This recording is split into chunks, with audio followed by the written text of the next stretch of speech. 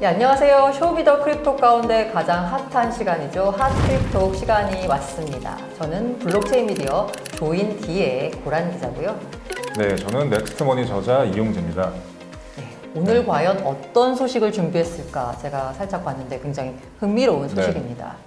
이 제도권 속으로 한 발짝 들어선 암호화폐와 관련한 두 가지 소식을 준비하셨는데요. 먼저 첫 번째 소식은 지금 이제 27일 날 블룸버그 통해서 나왔던 이야기고요. 그 이트레이드라는 온라인 브로커리지 회사가 있는데 미국에 지금 비트코인과 이더리움의 현물 거래 서비스를 곧 시작할 것이라고 블룸버그가 보도를 했었죠. 그리고 이제 이트레이드 같은 경우는 비트코인과 이더리움뿐만 아니라 향후에 더 다양한 암호화폐를 더 많이 서비스를 늘려갈 계획이다라고 발표를 하기도 했었죠. 지금 이 회사는 CME의 비트코인 선물 상품도 중개를 하고 있고요. 그럼 CBOE는 누가 하고 있나요? 근데 그 이트레이드랑 같이 이제 라이벌이라고 할 수 있는 TD 아메리트레이드가 이제 CBOE의 선물 상품을 거래를 하고 있었고요. 근데 재밌는 거는 미국 내 탑5 브로커리지 회사 중에 세 군데가 암호화폐 서비스에 관심이 있거나 혹은 현재 서비스를 제공 중에 있다라는 거죠. 세 군데가 어딘가요? 네, 세 군데가 보시면 이제 피델리티 인베스트먼트가 있고요. 근데 피델리티 같은 경우는 지금 2,300만 계좌의 서비스, 그러니까 고객이 2,300만 명이나 되는 거죠. 그 다음에 TD 아메리트레이드가 1,100만 명, 그다음 찰스 슈왑이 1,000만 명 정도, 그다음에 방금 얘기했던 이트레이드가 400만 명, 그다음 뱅가드가 한 300만 명 됩니다. 세 군데는 피델리티, TD 아메리트레이드, 이트레이드죠. 그래서 미국 내 탑 브로커리지 회사가 5군데, 탑5 가운데 3곳이 무려 암호화폐 서비스에 관심을 보이고 있다는데 피델리티가 자산운용사 아닌가요? 브로커리지는 보통 증권회사인데? 그렇죠. 미국은 자산운용사가 자신의 금융상품들을 직판으로 판매를 할 수가 있어요. 우리나라랑 좀 다른 점이죠. 우리나라는 직판 시도하셨다가 좀 잘 안 됐죠. 우리나라는 증권사나 뭐 은행을 통해서밖에 안 되는데 미국은 직접 판매가 가능합니다. 좀 상황이 다르군요. 그다음에 이게 이제 전통적인 금융권에서 이제 암호화폐 서비스 관심 있는 거고 아예 IT 기반 실리콘밸리 태생의 회사들도 관심이 있다라는 얘기를 들었는데 그 작년에 있었던 일인데요. 실리콘밸리 태생의 로빈후드라는 똑같은 온라인 브로커리지 회사예요. 근데 좀 저렴한 수수료가 거의 없는 서비스를 제공해서 굉장히 센세이셔널했던 그런 회사고요. 이 회사 이름이 그 로빈후드 아시죠? 그 소설 속 나온 캐릭터 그걸 따와서 서민을 위해 우리가 하겠다 뭐 이런 거죠. 여기 증권사가. 그 밀레니얼들 젊은 세대들이 충성 고객들이 많아요. 되게 손쉽게 잘 앱이 나와 있고요.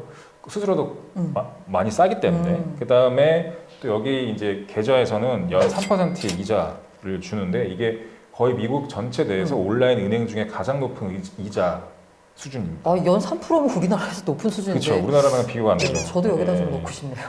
여기가 고객이 또 많아요. 600만 명 정도 돼요. 그러니까 이트레이드보다 많죠. 그러네요. 그리고 여기가 2018년 5월에 시리즈 D 투자를 받았어요. 그러니까 시리즈 D라는 의미가 뭔가요? 벤처 캐피탈, 그러니까 벤처 회사가 이제 투자를 받을 때 단계별로 투자를 받거든요. 그러면 A, B, C, D 네 번째 단계 투자인 거예요? 네, 맞습니다. 원래는 프리 A, 그다음에 A, B, C, D. 요즘에는 이제 상장되기 전에는 계속 알파벳을 늘려서 투자 라운드를 유치를 하는데요. 시리즈 E도 있고요. 그러니까 IPO를 할 만한 시점이 안 됐고 투자를 진행할 경우에는 그러니까 알파벳이 하나씩 늘어나는 거죠. 그래서 IPO 하기 전에 뭐 시리즈 E로 하는 거대한 회사들도 이제는 있고요. 근데 이 회사는 시리즈 D 투자로 얼마를 3,800억 정도를 조달 받았어요. 되게 유명한 벤처 캐피탈들한테. 3,800억 원. 그렇겠죠. 설마 달러도 아니겠죠. 근데 이제 이 로빈후드의 CEO가 이 3,800억으로 암호화폐 거래소를 만들겠다고 했던 거죠. 원래 그 브로커리지, 주식 브로커리지를 하던 전통적인 회사와 실리콘밸리에서 탄생한 새로운 밀레니얼을 위한 회사, 이 양쪽이 모두 암호화폐 서비스에 시장에 들어오고 있는 거네요. 네, 맞습니다. 그래서 그 피델리티까지 포함한다면 지금 잠재적으로 한 2,100만 명 정도의 미국 고객들이 단계적으로 암호화폐 중개 서비스의 혜택을 받을 수 있을 거다라고 예측을 해볼 수 있겠죠. 그러면 지금까지 거래소라고 하는 게 사실 약간 소규모로 이 IT, 이 블록체인 기반에서 출발한 곳들이 많았는데 오히려 금융 베이스였던가 아니면 그 실리콘밸리 베이스의 회사들이 많이 들어오고 있다. 긍정적인 소식이네요. 제도권 편입이 되죠. 예, 그 제도권 금융회사들이 이걸 확실히 새로운 먹거리로 확실히 보고 있다라는 거에 대한 뭐 증거라고 볼 수 있겠죠. 두 번째 소식은 뭐가 될까요? 두 번째는 최근에 발표했던 업비트의 암호화폐 공시제도. 이 업비트는 우리 후원사. 네, 업비트는 저희 후원하고 있는 국내 최대 거래소죠. 네. 업비트의 상장된 암호화폐 프로젝트의 중요한 사항들을 특히나 이제 뭐 개발이나 사업 진행 관련된 중요한 정보들, 투자자들이 꼭 알아야 될 정보들을 이제 공시하는 제도를 마련하겠다라고 발표를 했었죠, 업비트가. 이 주식과 암호화폐 거래소, 그러니까 주식 거래소와 증권 거래소, 암호화폐 거래소 차이가 있는데 가장 큰 차이가 뭐냐? 암호화폐 거래소는 증권사와 거래소의 역할을 동시에 한다는 거예요. 사실 그래서 주식에서 공시는 거래소가 담당할 의무고 증권사는 사실 상관할 필요가 없거든요. 그런데 이 경우에는 업비트 같은 경우에는 거래소 의무도 해야 되고 증권사 의무도 해야 되다 보니 이 거래소 의무의 기본이 공시 의무를 본인들이 알아서 스스로 하겠다고 한 거죠. 제도가 없는데도 불구하고. 그럼 어쨌든 이 공시제도라고 하는 게 투자자들한테 정보를 투명하게 공개한다. 이 부분은 굉장히 긍정적인 것 같은데. 이 제도가 자율적으로 이루어지고 있는 제도잖아요. 과연 잘 될 것인가 공개를 안 할 수도 있는 거고 공개를 안 한 거에 대한 업비트가 그걸 책임을 물을 수는 없으니까. 근데 대신에 그래서 이게 효과가 있냐라고 반문하시는 분들이 있는데 저는 개인적으로 효과가 있을 것 같아요. 왜냐하면 프랑스 같은 경우가 지금 최근에 가장 적극적인 블록체인 관련 입법을 하고 있는 국가 중 하나인데요. 얘네가 이제 팩트 법안이라고 소상공 소규모 비즈니스 촉진법 이런 것들이에요. 여기서 이제 주로 암호화폐와 블록체인 법을 다루는데 이제 여기서는 9월에 그 ICO를 정부가 공인하는 라이센스를 만들었어요. 만들어서 9월부터 시행을 할 건데 9월부터. 이거를 라이센스를 의무사항은 아니에요. 그래서 ICO 하는 업체가 우리 라이센스 안 받아도 되는 거죠. 받아도 되고 선택사항. 근데 문제는 이제 프랑스 정부도 이렇게 얘기하는 거죠. 정부가 공인한 라이센스를 받은 업체는 확실히 믿을 만한 회사일 가능성이 높다라는 거죠. 투자자 입장에서도 이게 있으면 더 믿을 만한 기업이다라고 생각하겠네요. 그래서 투자자들은 이게 만약에 없으면 합리적인 의심을 해볼 만한 필요가 있는 거죠.